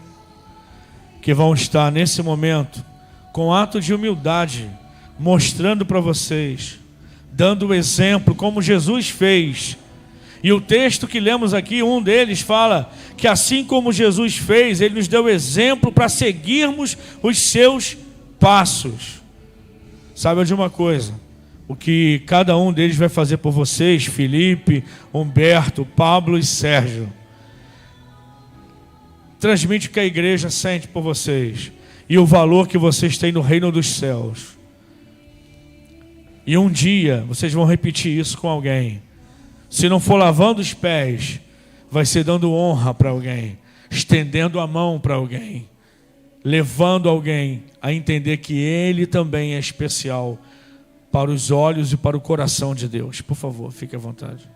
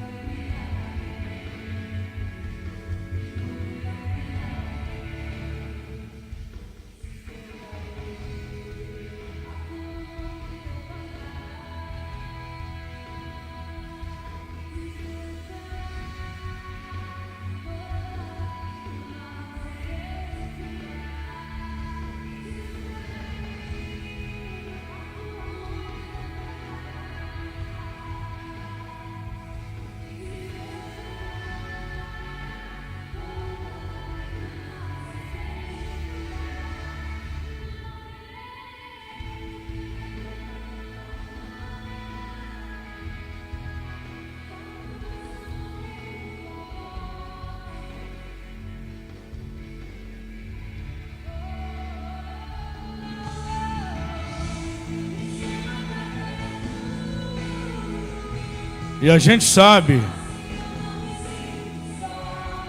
que o caminho deixa poeira nos pés, mas qualquer atitude de amor tira toda a sujeira do caminho, para que a gente continue caminhando. Felipe, Humberto, Pablo, Sérgio, toda a poeira do caminho é retirada dos pés de vocês hoje, pela atitude desses homens que consideraram vocês mais importantes do que eles. E é o que a palavra diz: considere uns aos outros superiores a vós mesmos. Esses homens aqui acabaram de aliviar os pés de vocês na caminhada do Evangelho. Agora vai e repete isso com alguém. Amém. Glória a Deus. Dá um abraço nesses caras aí.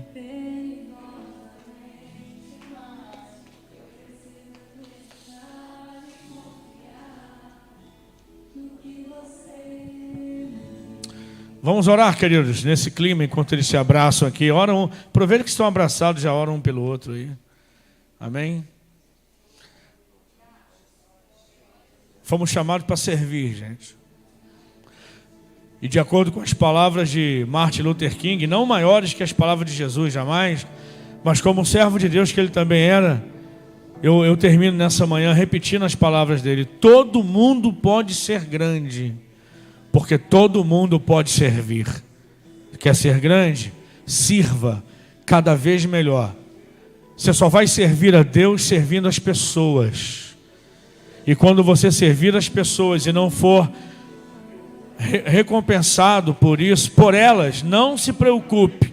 Quem contratou você como servo foi Jesus. E Ele tem o pagamento certo para cada um dos seus servos. Semana que vem, se Deus nos permitir, estaremos falando sobre amigos.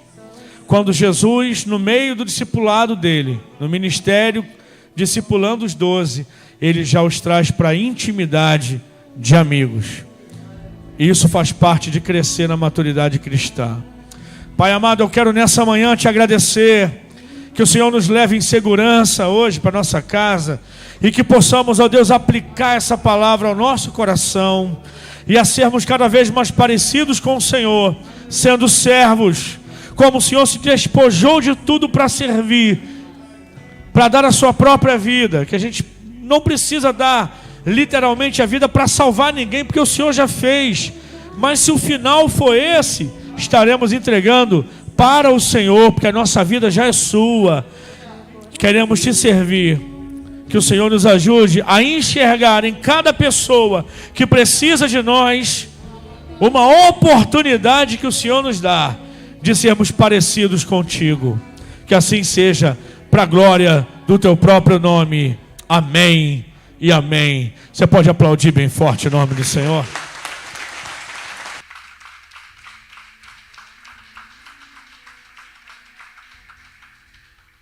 Está terminado então, amém? Deus abençoe. Nós transmitimos essa palavra, mas também reservamos ela para que outros irmãos assistam que não puderam vir, e faz parte da nossa escola. Deus abençoe você. Domingo abençoado, tá? Já encerrou? Lembrando que tem um almoço te esperando. O Vinícius levantou a mão ali, eu não sei, vai pagar? Não? Tá doendo o braço. Graça e paz, gente.